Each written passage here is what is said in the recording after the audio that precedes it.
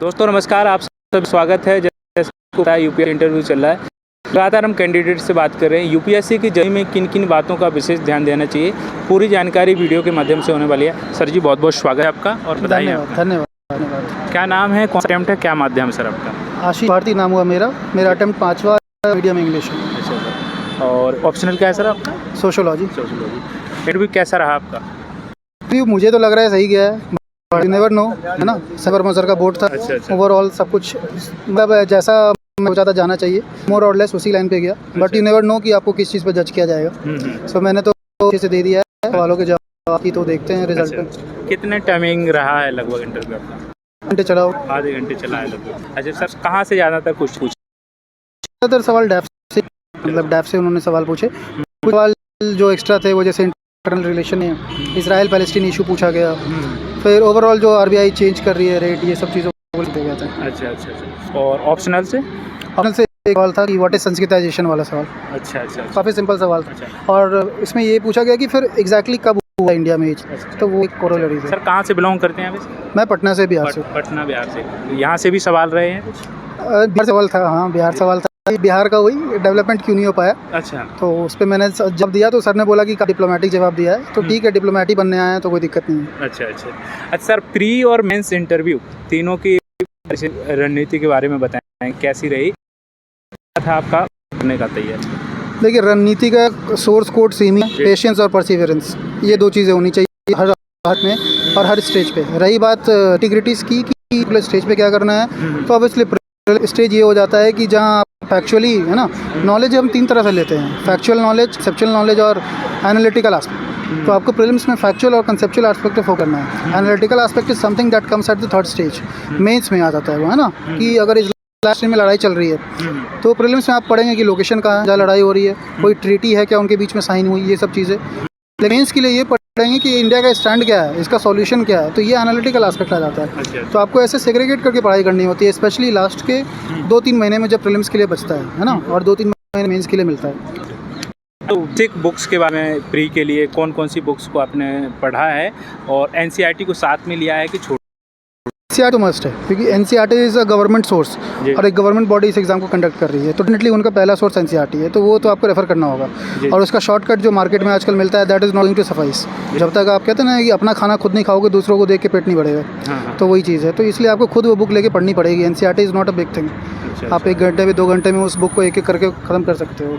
और रही बात स्टैंडर्ड बुक की, तो जैसे पॉलिटी के लिए लक्ष्मीकांत होता है, that is a very decent book. आज के टाइम पे भी 90% क्वेश्चंस आज भी आपको मिल जाएंगे पॉलिटी के, जो लक्ष्मीकांत से आते हैं। मॉडर्न के स्पेक्ट्रम से सवाल ऑल्दो कम होते जा रहे हैं, बट स्टिल, है ना, 50-60% क्वेश्चंस आप वहाँ से हैंडल कर सकते हो। रही बात एक्स्ट्रा सवालों की, तो उसके लिए आप टेस्ट सीरीज, है ना, इतनी मेहनत करके वो टेस्ट सीरीज़ बना रहे हैं, तो आपका काम बनता है कि आप उनसे आंसर निकालो और अपने नोट्स में ऐड करो, है ना। तो वो पीवाईक्यू के लिए क्या, कितने सालों के प्री के लिए और मेंस के लिए कितने सालों के कम से कम करना चाहिए?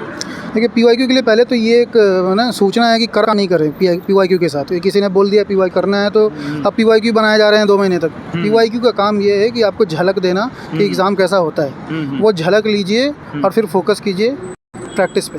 तो पीवाईक्यू से आप ये देखिए कि सवाल कैसे पूछ रहे हैं, ट्रेंड क्या है, क्या रिपीट हो रहा है तो क्या रिपीट हो रहा है, नहीं हो रहा है, उन सब चीज़ों पे फोकस कीजिए, बजाय कि आप पीवाईक्यू 10 साल का 4 बार लगा लीजिए। वो सवाल तो आने नहीं वाले हैं। आप उनसे सीख के और क्वेश्चंस प्रैक्टिस कीजिए टेस्ट में। पीवाईक्यू का इतना ही यूज़ है। सर एनालिसिस कैसे करते थे, जैसे कि पीवाईक्यू लगाओ या टेस्ट सीरीज लगाओ, इसके लिए एनालिसिस क्या तरीका था करने का? पीवाईक्यू का प्रीलिम्स में एनालिसिस ये होता था कि कौन कौन डायमेंशन यूपीएससी टच कर रहा है, कि कौन कौन डायमेंशन टच कर रहा है और क्या रिपीटिशन है, तो वो प्रीलिम्स में काफ़ी कम है, 1-2% का मुश्किल से है। मेंस में उल्टा है, मेंस में काफ़ी चीज़ें रिपीट होती है ना।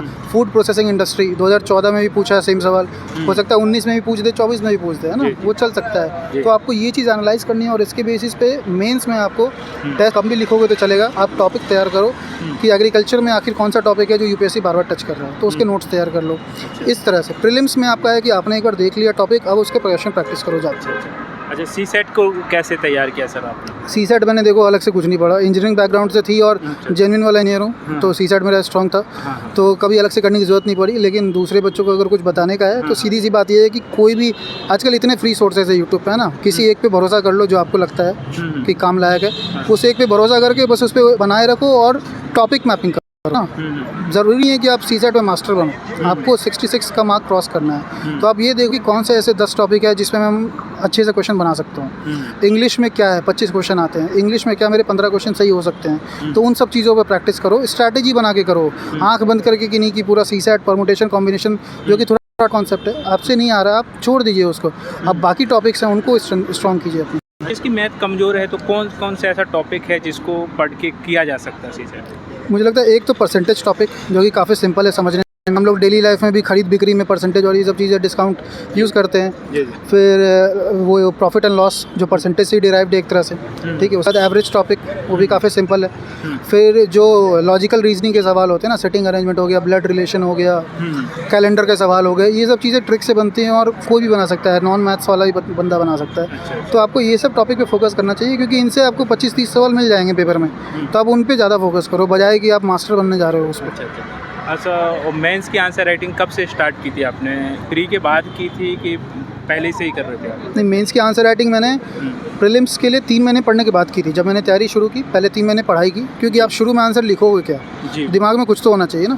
और दिमाग में थोड़ा थोड़ा कुछ आने लगे तो फिर धीरे धीरे पेन चलाना शुरू करो। ये भी नहीं होना चाहिए कि दिमाग में सब कुछ आ जाएगा तभी लिखेंगे, क्योंकि वो कभी नहीं होता यूपीएससी में, है ना। आप 6 अटेम्प्ट आपके खत्म हो जाएंगे, आपको आज भी लगेगा कि कुछ पढ़ना बाकी रह गया था।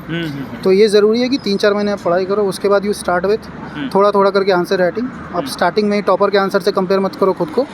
आप ये देखो कि क्या 1 बाय 1 आप स्ट्रक्चर, फिर प्रेजेंटेशन, फिर कंटेंट, एक एक करके आप चीज़ें इंप्रूव करने की कोशिश करो। अच्छा, नोट्स आपने बनाए हैं कि किताबों के साथ जैसे बनाते हैं, किताबों पे लिखना शुरू कर देते हैं, तो आपने क्या तरीका अपनाया नोट्स बनाने का? क्या तरीका? नोट मेरा ये था कि अगर कोई स्टैंडर्ड बुक जैसे पॉलिटी लक्ष्मीकांत, वो काफ़ी स्टैंडर्ड बुक है ना, अब वो अगर मिल गई और वो आपने अच्छे से कवर कर लिया है तो वो पहले से इतनी सिंपल लैंग्वेज में है, उसके नोट्स अलग से बनाने की जरूरत है नहीं। अगर बनानी है तो कुछ ऐसे टॉपिक्स के बनाओ जो शॉर्ट में बन जाए, जैसे कि constitutional bodies, non constitutional bodies, ये सब है ना, लास्ट में जाके 10-15 चैप्टर हो जाते हैं, उसको आप 5 पेज में बना सको, है ना, main factual point note down करके, क्योंकि वो काफ़ी फैक्चुअल चैप्टर है। रही बात ऐसे सब्जेक्ट में जो नोट्स बनाने हैं, तो पहली रीडिंग में नोट्स कभी मत बनाएं। कोई भी सब्जेक्ट आप पहली बार पढ़ रहे हैं तो नोट्स कभी नहीं बनाएं, क्योंकि पहली रीडिंग में आपको पता लगता है कि सब कुछ ही इंपॉर्टेंट है और हो सकता है कि आपका नोट इतना बड़ा हो जाएगा कि आप उसको पढ़ नहीं पाओगे दोबारा रिवाइज कर। तो पहली रीडिंग आप कर लो, उसके बाद PYQ देखो, PYQ में डायमेंशन देखो कि क्या क्या टच हो रहा है, क्या क्या मेरे इसमें होना चाहिए कि मैं इसको आंसर कर सकती हूँ, और फिर उस बेसिस पे वापस उसको पढ़ो और तब नोट्स बनाना स्टार्ट करो और सिर्फ इंपॉर्टेंट चीज़ें लिखो। अच्छा, करंट अफेयर्स को क्या तरीका था पढ़ने का? न्यूज़पेपर, मैगजीन या दोनों? एक मैं न्यूज़पेपर पढ़ता था अपना, शुरू में हिंदू पढ़ा, अब कल एक्सप्रेस पढ़ता हूँ। दूसरा मैं राउज IAS जो चैनल है उसके DNS फॉलो करता था मैं कंसिस्टेंटली, बिकॉज काफ़ी अच्छा रहता था वो। और तीसरी चीज़ तो थी DNS देखने के बाद मैं मंथली लास्ट में क्या करता था कि DNS में मंथली मैंने देख लिया तो लास्ट में 2-3 दिन में राउज की फोकस मैगजीन उठा के पढ़ लेता था। अच्छा, करंट अफेयर्स को छोड़ के भी प्री निकाला जा सकता है क्या?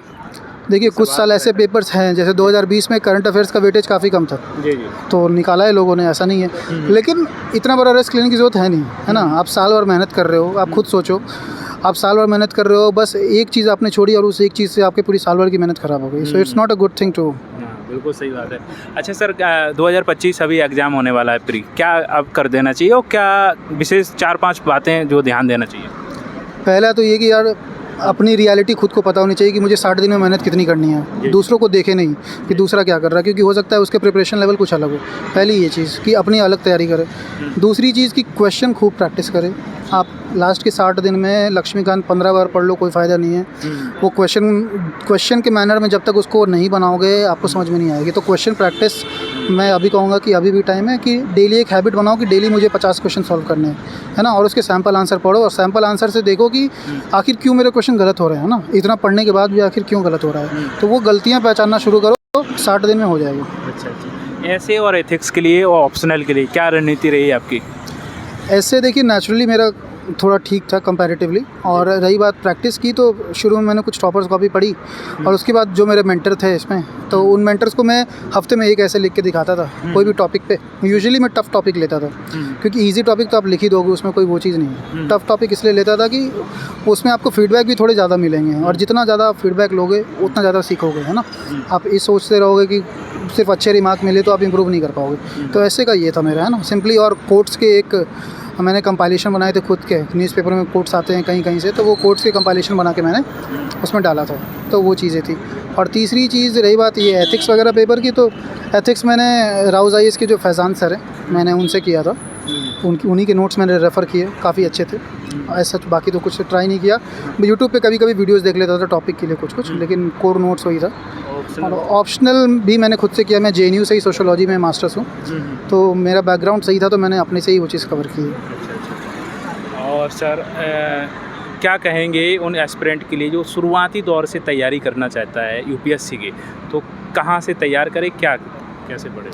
कुछ नहीं यार, सीधी सी बात ये है कि आप तैयारी के लिए आए हो तो कुछ सोच के आए हो कि कुछ आइडिया लेके आओ, है ना। और या तो आप खुद से तैयारी कर रहे हो या कोचिंग से। अगर कोचिंग से कर रहे हो तो जिस भी कोचिंग में आपने पैसे देके एडमिशन लिए है उस पर कुछ सोच के लिया होगा ना, कुछ भरोसा दिखा के लिया होगा। तो 1 महीने की तैयारी के बाद मार्केट के बेसिस पे नहीं जाए कि नहीं वो विजन का मटेरियल पढ़ रहा है, वो नेक्स्ट इसका पढ़ रहा है और इसका पढ़ रहा है। आपने जिस कोचिंग में एडमिशन लिया है उसके टीचर की बातें और उसके मटेरियल को फॉलो करते रहें, क्योंकि वो आपको सही गाइड कर रहे हैं। और जो अपने से कर रहे हैं, सीधी सी बात है, उनको हर सब्जेक्ट का सोर्स मटेरियल पहले पहचानना होगा कि अगर मैं हिस्ट्री पढ़ना है तो आपको क्लियर होना चाहिए कि मुझे हिस्ट्री में क्या पढ़ना है ना। कि आप जब पढ़ने बैठे तब कन्फ्यूजन नहीं होगी क्या NCERT पढ़ना है नहीं पढ़ना है। ये सब चीज़ें पहले आप सोर्स मैपिंग कीजिए कि क्या क्या सोर्स रहेंगे। सोर्स मैपिंग करने के बाद सब्जेक्ट मैपिंग कीजिए कि UPSC में इंपॉर्टेंस किसका कितना है। उस बेसिस पे आप फिर उस इंपॉर्टेंस के बेसिस पे उसको देना शुरू कीजिए कि चलो मैं पहले पॉलिटी करूँगा, पहले इकोनॉमी करूँगा, और कोर सब्जेक्ट पे थोड़ा ज़्यादा फोकस कीजिए। जैसे इकोनॉमी वगैरह हो गया कि वो आपका वीक है तो फिर वीक ही रह जाएगा, उसको सुधारना बहुत मुश्किल हो जाता है। ये काफ़ी कंसेप्चुअल चीज़ है वो। ठीक है sir, all the best. Thank you.